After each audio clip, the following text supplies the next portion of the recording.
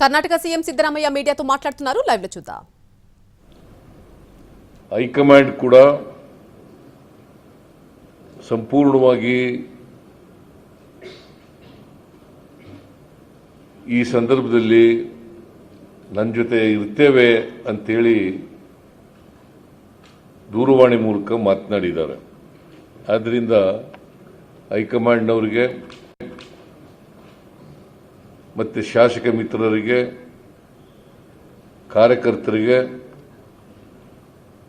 ಎಲ್ಲ ಲೋಕಸಭಾ ರಾಜ್ಯಸಭಾ ಸದಸ್ಯರುಗಳಿಗೆ ಎಲ್ಲರಿಗೂ ಕೂಡ ನಾನು ಈ ಸಂದರ್ಭದಲ್ಲಿ ಧನ್ಯವಾದಗಳನ್ನು ಹೇಳಲಿಕ್ಕೆ ಬಯಸ್ತಾ ಇದ್ದೇನೆ. ಈಗಾಗಲೇ ಡಿ.ಕೆ. ಶಿವಕುಮಾರ್ ಅವರು ಪ್ರಸ್ತಾಪ ಮಾಡದಂತೆ ರಾಜ್ಯಪಾಲರು ತಗೊಂಡಿರ್ತಕ್ಕಂಥ ತೀರ್ಮಾನ ನನ್ನನ್ನು ಪ್ರಾಸಿಕ್ಯೂಟ್ ಮಾಡಬೇಕು ಅಂತೇಳಿ ಮೂಡ ಪ್ರಕರಣದಲ್ಲಿ ತೆಗೆದುಕೊಂಡಿರ್ತಕ್ಕಂಥ ತೀರ್ಮಾನ ಅದು ಕಾನೂನು ಬಾಹಿರವಾದ ತೀರ್ಮಾನ, ಅಸಂವಿಧಾನಿಕವಾಗಿರ್ತಕ್ಕಂಥ ತೀರ್ಮಾನ, ಮತ್ತೆ ಯಾವ ದೃಷ್ಟಿಕೋನದಿಂದಲೂ ಕೂಡ ಅದು ಇಲ್ಲೀಗಲ್ ಆಗಿದೆ ಅಂತೇಳಿ ಇಡೀ ಸಚಿವ ಸಂಪುಟ ಅದನ್ನು ತೀರ್ಮಾನಿಸಿದೆ.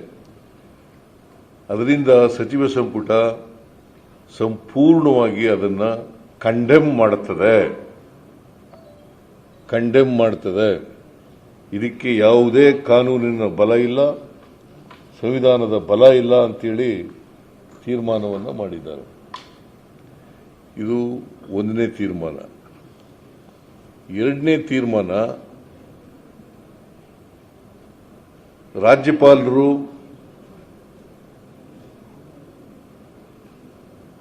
ಅವರು ಈ ದೇಶದ ರಾಷ್ಟ್ರಾಧ್ಯಕ್ಷರ ಪ್ರತಿನಿಧಿಗಳು, ಅವರು ಸಂವಿಧಾನದ ಪ್ರತಿನಿಧಿಗಳಾಗಿ ಕೆಲಸ ಮಾಡಬೇಕು. ಅದನ್ನು ಬಿಟ್ಟು ಕೇಂದ್ರ ಸರ್ಕಾರದ ಪ್ರತಿನಿಧಿಗಳಾಗಿ ಕೆಲಸ ಮಾಡಬಾರದು. ಕೇಂದ್ರ ಸರ್ಕಾರದ ಪ್ರತಿನಿಧಿಗಳಾಗಿ ಕೆಲಸ ಮಾಡಬಾರದು. ಭಾರತೀಯ ಜನತಾ ಪಕ್ಷದ ಪ್ರತಿನಿಧಿಯಾಗಿ ಕೆಲಸ ಮಾಡಬಾರದು. ಅದನ್ನ ಈ ಪ್ರಕರಣದಲ್ಲಿ ಅವರು ಕಾನೂನು ರೀತಿ ನಡ್ಕೊಳ್ಳದೇ ಇರೋದರಿಂದ ಕೇಂದ್ರ ಸರ್ಕಾರದ ಪ್ರತಿನಿಧಿಯಾಗಿ ಕೆಲಸ ಮಾಡಿದ್ದಾರೆ. ಈ ನಡವಳಿಕೆಯನ್ನ ಸಚಿವ ಸಂಪುಟ ಅತ್ಯಂತ ತೀವ್ರವಾಗಿ ಖಂಡಿಸಿದೆ.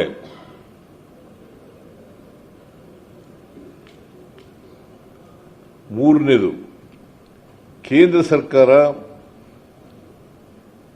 ಅನಗತ್ಯವಾಗಿ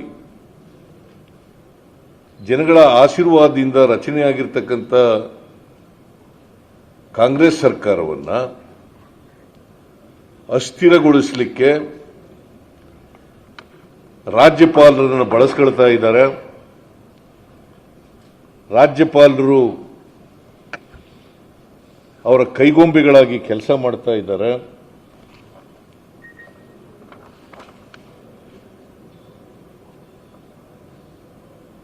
ಮತ್ತೆ ಅವರು ಈ ರೀತಿ ನಡ್ಕೊಳ್ತಾ ಇರೋದ್ರಿಂದ ಪ್ರಜಾಪ್ರಭುತ್ವ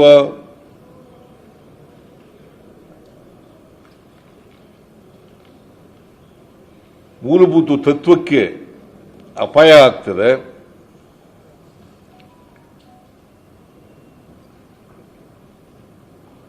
ಫೆಡರಲ್ ವ್ಯವಸ್ಥೆಗೆ ಧಕ್ಕೆ ಬರ್ತದೆ. ಅದರಿಂದ ಅವರ ನಡವಳಿಕೆ ಪ್ರಜಾಪ್ರಭುತ್ವಕ್ಕೆ ವಿರುದ್ಧವಾಗಿರ್ತಕ್ಕಂಥ, ಫೆಡರಲ್ ವ್ಯವಸ್ಥೆಗೆ ವಿರುದ್ಧವಾಗಿರ್ತಕ್ಕಂಥ ನಡವಳಿಕೆ ಇರೋದ್ರಿಂದ ಇದನ್ನು ತೀವ್ರವಾಗಿ ನಾವು ಖಂಡಿಸಿದ್ದೇವೆ. ಆಮೇಲೆ ಬಹುಶಃ ಕೃಷ್ಣ ಬೈರೇಗೌಡರು ಬೆಳಿಗ್ಗೆ ನಿಮಗೆಲ್ಲ ಒಂದು ಕೇಂದ್ರ ಸರ್ಕಾರ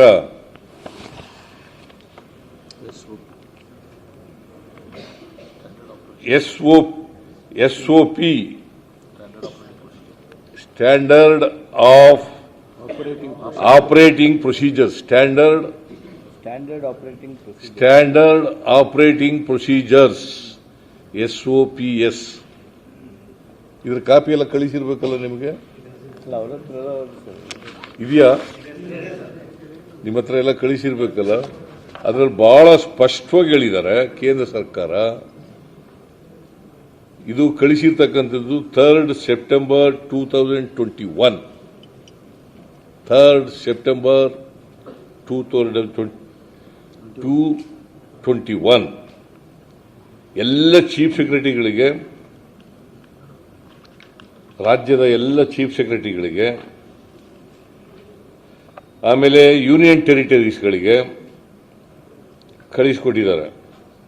ಸಬ್ಜೆಕ್ಟ್ ಏನಪ್ಪಾ ಅಂತಂದ್ರೆ standard operating procedures for processing of cases under section 17A of the prevention of corruption act 1988 ಅಂತ ಇದನ್ನ ಕಳಿಸಿಕೊಟ್ಟಿದ್ದಾರೆ. ಇದೆಲ್ಲ ನಿಮಗೆ ಕಾಪಿಗಳೆಲ್ಲ ಸಿಕ್ಕಿದಾವೆ.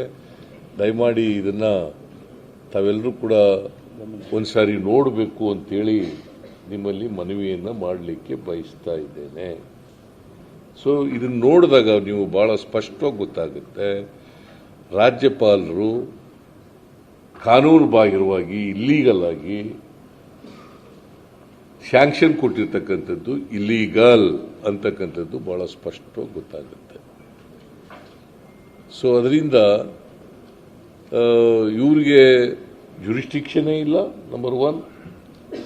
ನಂಬರ್ 2, ಅವರು ಸ್ಯಾಂಕ್ಷನ್ ಕೊಟ್ಟಿರೋದು ಕೂಡ totally against the constitution, totally illegal. Not